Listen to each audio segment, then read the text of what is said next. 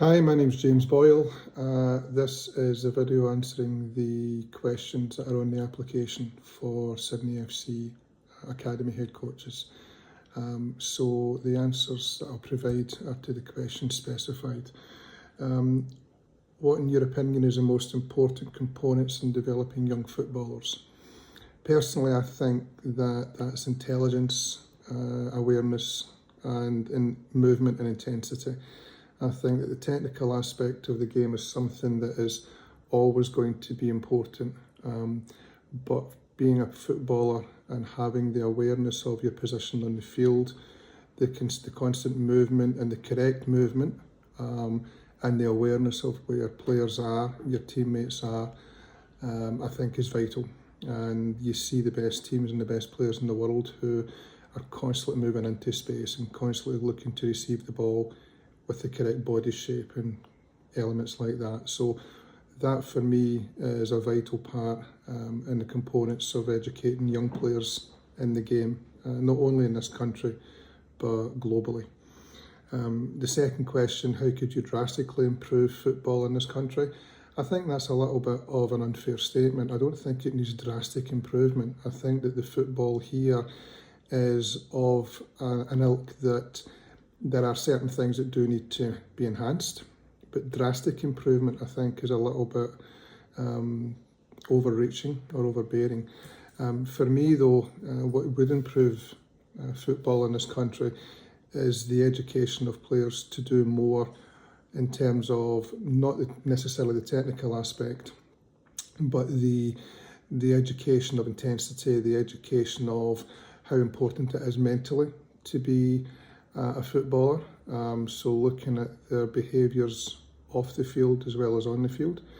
There are aspects that you could throw into this in terms of cost, but I don't believe that football in this country is expensive compared to where it has. I know that there's a pay-to-play model here, but I think that the drastic improvement can actually be made by looking at the way in which young players are educated in terms of the way that they play on the field.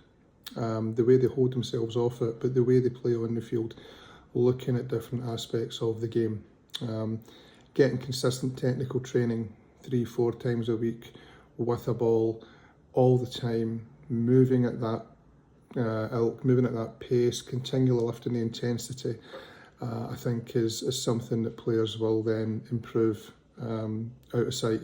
I don't believe that we need to do much in terms of formation or tactics because that comes as part of the game. But I do believe that having the education to players and looking at the way in which they move and hold themselves and body shape and so on and so forth could help. There is an argument as well that another improvement that could be made is the different age groups, maybe bring in 17, 19s, 21s, 23s. But again, is that a drastic improvement? Probably not. It's probably an improvement that could be made. The last one, tell me a story about your own career of an idea or initiative. It's again similar to what I've just mentioned. I've been fortunate enough over the last few years to have coached a number of players who have progressed on to the international teams for their relevant countries, New Zealand, Scotland and Malta in particular.